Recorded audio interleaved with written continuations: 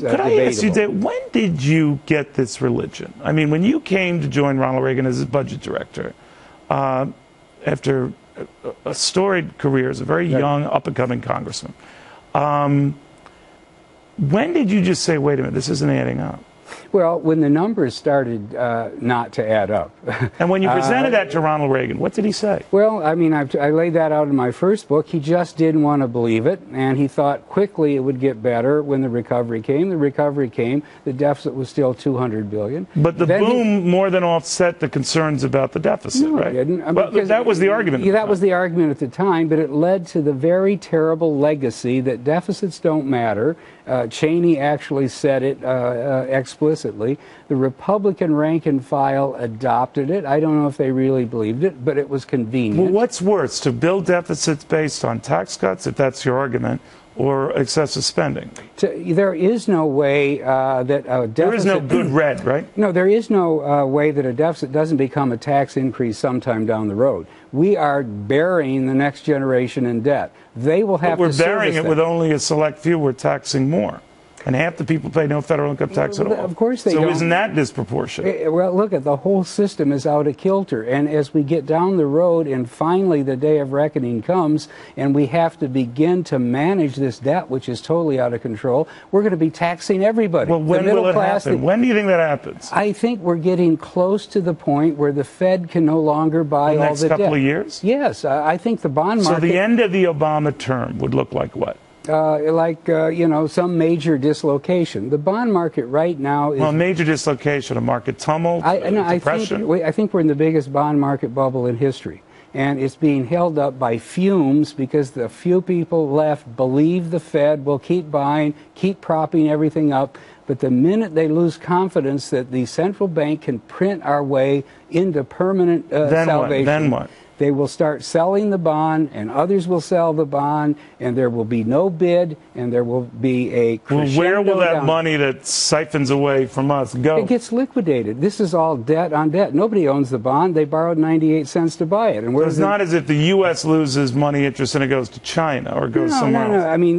this is a giant Ponzi scheme. It really is. It's just debt on debt on debt. Nobody really has any equity left in this system anymore. Why don't we just do an Argentina and just declare bankruptcy like they did? Well, I don't think the largest economy in the world can easily declare bankruptcy or default on its sovereign debt. Well, what do you think of our defense to keep our AAA rating?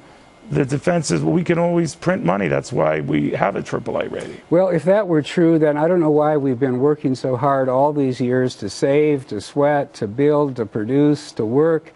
If it was so easy that you can just have a central bank, print enough money for everybody, drop it out of a helicopter, and tell people, pick it up once a day and party on. You know that isn't workable. You know that is kind of crazy economics, but effectively that is where the Fed is taking us today. Do you think, though, that the reaction you're getting from Republicans who are really pissed at you, Democrats who say you're just heartless and callous, and even your old Wall Street friends who say you're just, you know, crying fire in a crowded theater.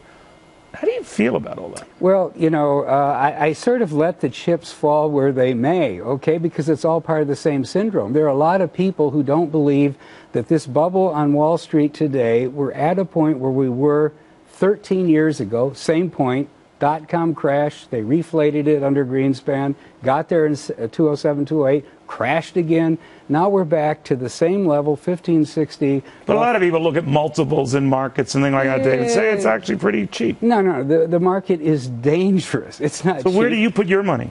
In the mattress or under it, really? As the case may be.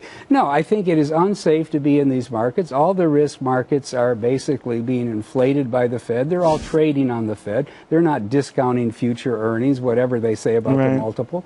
If the Fed put out a sign that said, gone fishing, for 6 weeks, there would be calamity in the markets because everybody who comes on daily to tell you buy, buy, buy, why?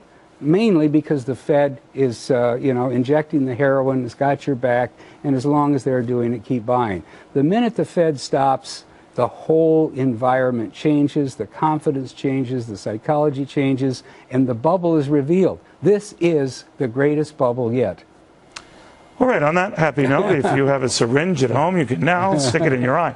I want to thank David because, he does make you think. Left to right, he makes you think. And because he takes both sides apart.